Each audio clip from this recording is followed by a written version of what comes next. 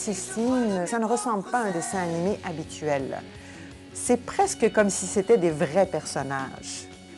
Chaque comédien a sa façon d'aborder les personnages et aussi a sa façon d'être abordé. T'es à côté du Père Noël, t'es un petit lutin puis t'es en collant. Alors, et tous les autres viennent te voir à ton travail et c'est... Parfois, un comédien a de la difficulté à reprendre à plusieurs reprises une même scène. Hey! Et la qualité qu'on peut retrouver dans une première scène, dans une première prise, on peut l'avoir perdue à la 6e prise. Je me sens faible, mes mains tremblent. Et ça demande énormément de travail, et pour les comédiens, et pour moi en tant que directrice. On ne peut pas s'asseoir et dire « Waouh, c'est du dessin animé, c'est facile, les gens vont aimer ça de toute manière ». Ce n'est pas le cas. Il faut être prêt à travailler vite et bien. T'as-tu bien entendu? Génial, là. Moi, ça faisait génial, vos looks, là. On va réécouter ça comme il faut. Il y a quand même des échéanciers à respecter. Il y a des dates de mise en onde, il y a des dates de livraison. Il n'y a pas que nous en studio, il y a toute une machine avant nous et toute une machine derrière nous. On fait partie d'une grosse équipe de travail et il faut être prêt à travailler sous tension. Donc, on a des gros défis quand même au niveau de la production sur Sistine. Mais c'est intéressant. On avait vraiment l'impression de travailler une création. Depuis quand il boit du café? Depuis que Samantha est derrière le comptoir du tout moulu.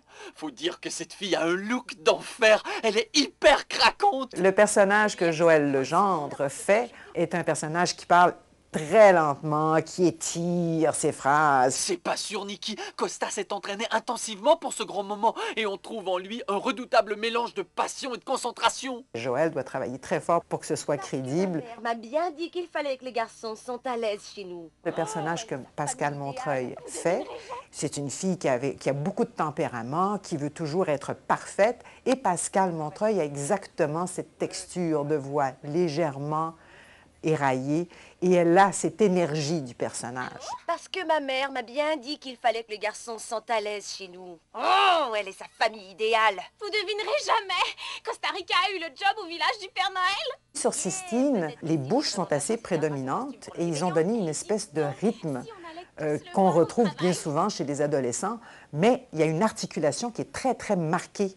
Alors il faut parfois mettre un petit peu plus d'énergie au niveau de l'articulation pour couvrir les bouches qui sont assez animées. La dernière fois que je l'ai aperçu, il faisait la queue au tout moulu. Si les comédiens travaillent séparément, c'est très difficile pour eux d'attraper l'essence de la scène puis le rythme qu'il faut parce qu'ils n'entendent pas leurs camarades donner la réplique. Remuez-vous, on va y aller tous ensemble, ce sera plus drôle.